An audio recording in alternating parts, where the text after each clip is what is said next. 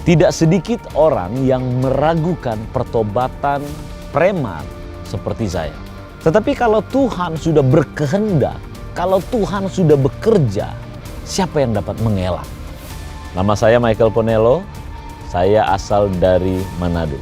Dari masa kecil saya mengalami hal-hal yang sangat buruk, di mana papa dan mama saya berpisah. Papa menikah dan menikah lagi, mama juga nggak mau kalah.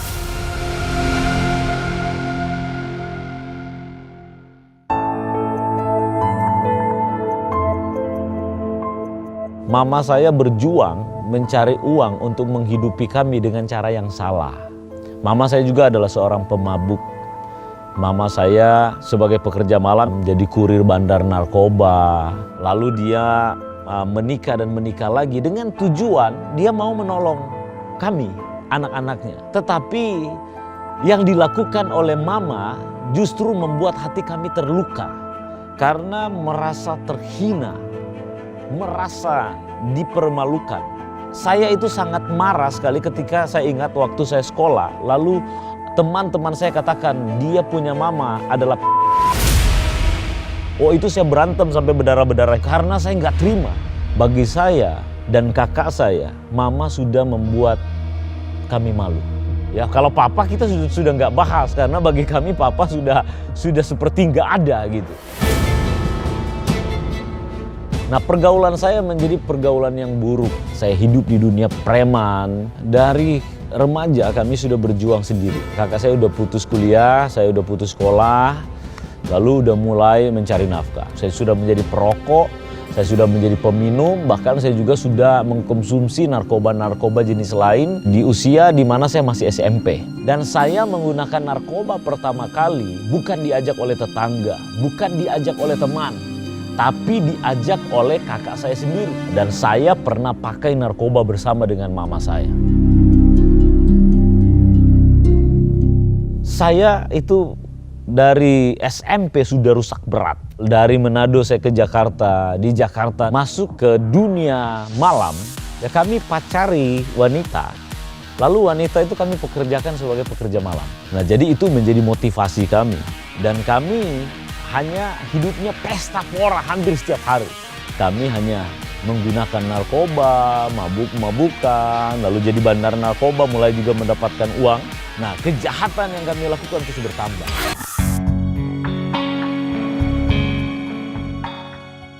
Saya coba sempat pernah mau mencari Tuhan. Saya pernah datang di gereja, tapi saya ditolak. Ketika saya masuk di gereja itu, setelah ibadah malah saya diusir. Pendeta mengatakan, kamu datang di gereja bikin takut jemaat yang saya layani. Saya keluar dari gereja itu, saya lebih hancur lagi kehidupannya. Nah, di dalam pikiran saya begini, ya mungkin saya sudah ditakdirkan seperti ini. Ya mungkin saya akan mati dengan narkoba, mungkin saya akan menjadi orang yang jahat. Ya udah, mungkin ini udah jalan hidup saya. Saya jadi agen penyedia penari striptis. Saya hidup di dunia mafia. Saya masih begitu muda, tetapi saya sudah berteman dengan mafia besar di kota Jakarta. Ya, bersama dengan kakak saya juga. Akibat dari menggunakan narkoba, ya, ada yang namanya paranoid. Ya, paranoid, rasa takut yang berlebihan disebabkan oleh karena kami itu terlalu sering menggunakan narkoba. Saya kalau pergi di tempat keramaian, saya akan lihat orang-orang yang ada di sekitar situ, mereka seperti mau membunuh saya. Pernah saya pukul orang, saya kejar orang pakai pisau. Saya pikir dia mau bunuh saya, padahal enggak. Jadi saya sebenarnya menggunakan narkoba itu sudah mau hampir jam 7:05. Jam 7:05 itu miring. Saya ini sudah mau hampir gila dengan narkoba. Orang bicara sama saya baik, saya bisa salah ngerti. Ya, jangankan dia melotot, dia senyum saja, saya bisa tampar orangnya. Nah, hal itu membuat saya merasa tidak ada kenyamanan. Satu titik di mana saya mengalami yang namanya pemulihan. Pada waktu saya sedang menggunakan narkoba, sebenarnya keadaan itu saya lagi frustasi gitu. Saya ingat di salah satu diskotik terbesar di Jakarta. Ya, kami sedang karaoke dengan teman-teman preman semua. Nah, pada waktu itu nyanyi lagu band Ungu. Lagunya begini, andai ku tahu kapan tiba ajalku, ku akan memohon Tuhan tolong panjangkan umurku. Aku takut akan semua dosa-dosaku, ampuni aku. Waktu nyanyi itu, mata saya ini mulai berkaca-kaca dengan air mata. Saya malu sama teman-teman, padahal saya baru pakai narkoba. Saya masuk ke kamar mandi, saya nangis. Saya katakan begini, Tuhan, saya pengen cari Engkau. Saya pengen mau berubah. Tapi saya nggak menemukan. Justru saya ditolak dari gereja. Padahal satu waktu mungkin saya akan ketemu sama kamu gitu. Tuhan, ubahkan saya. Saya doanya begitu. Saya nangis, saya berdoa sama Tuhan. Tuhan, saya mau berhenti pakai narkoba. Itu waktu itu ya. Saya katakan saya mau berhenti pakai narkoba. Ini yang menjadi terakhir. Ya, saya katakan ini yang menjadi terakhir. Ya, 2 hari kemudian justru saya pakai lagi. Saya janji lagi sama Tuhan, saya mau mencari Tuhan. Itu dalam pikiran saya. Nggak sampai 1 minggu pakai narkoba lagi. Ya, narkoba itu mau berhenti tidak semudah membalik telapak tangan. Narkoba itu mengikat.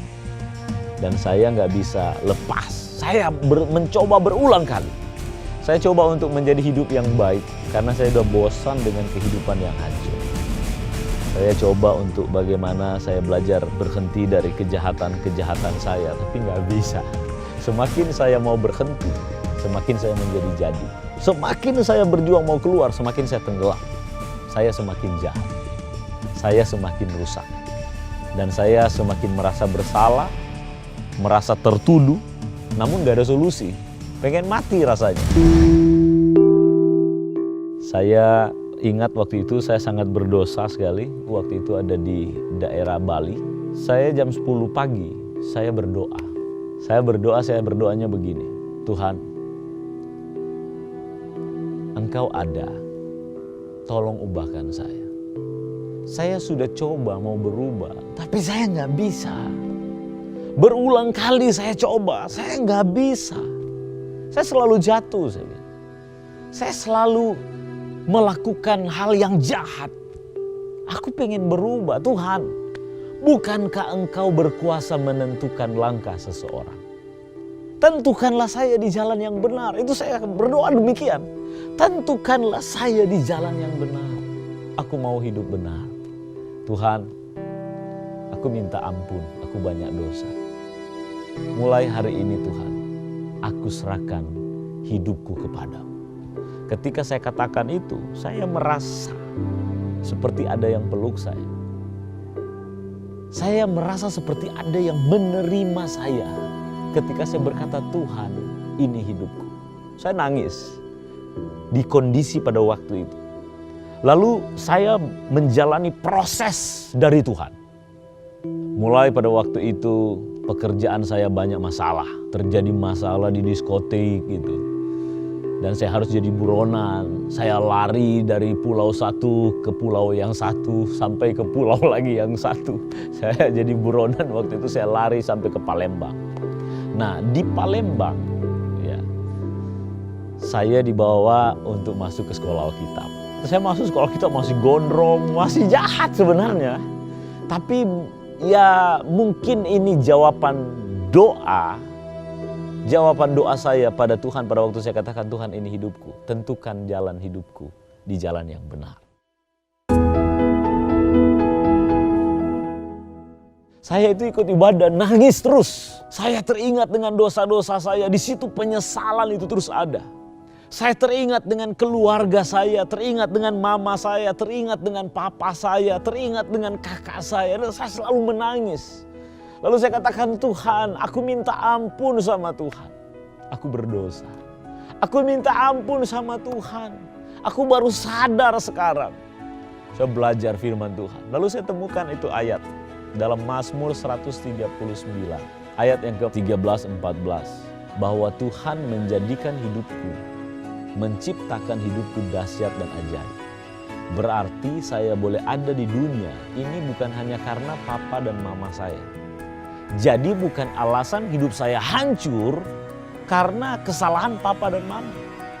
Mau papa mama saya bercerai, mau papa saya menikah berulang kali, mama menikah berulang kali, mau mama saya pelacur, mau mama saya jahat, mau papa saya model bagaimanapun, bukan alasan untuk saya hancur. Saya ngerti di situ. Lalu saya belajar firman Tuhan. Lalu saya boleh mengenal kasih. Dan saya boleh mengenal siapa Yesus itu. Ketika saya mengerti siapa Yesus itu. Yesus adalah juru selamat. Yesus memberikan pengampunan. Yesus memberikan keselamatan. Dia mengubahkan hidup yang gelap menjadi terang. Hidup yang lama menjadi baru. Saya alami pertobatan yang sungguh-sungguh. Dan benar kata firman Tuhan. Satu orang percaya, seisi rumah diselamatkan. Satu orang percaya, satu keluarga diselamatkan. Saya mulai berdoa untuk mama saya. Saya berdoa buat papa saya. Saya berdoa buat kakak dan adik-adik saya. Keluarga saya mengalami pemulihan setelah saya selesai dari sekolah Alkitab. Doa saya ini dijawab. Saya ingat papa saya telepon saya. Saya cari nomor telepon juga mama. Saya minta maaf sama mama.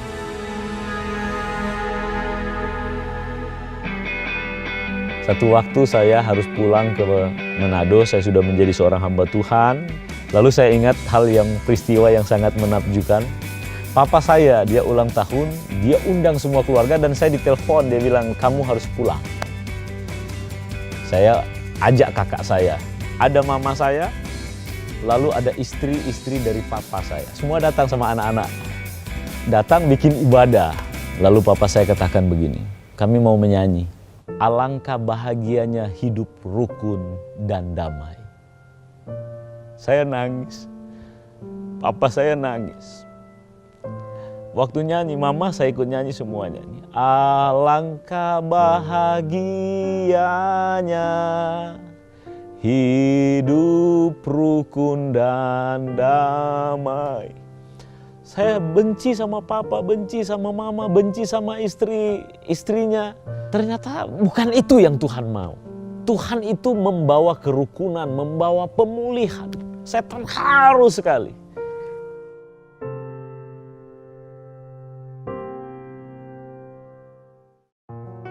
Lalu setelah saya mengalami pertobatan, saya juga berdoa buat teman-teman saya. Saya tidak mau menjadi orang yang egois. Yang hanya berpikir saya sudah dipulihkan, ya udah cukup saya. Saya melayani teman-teman, banyak teman-teman saya dipulihkan oleh Tuhan. Saya terus bersaksi sama teman-teman saya. Mereka yang ada dalam penjara saya kunjungi.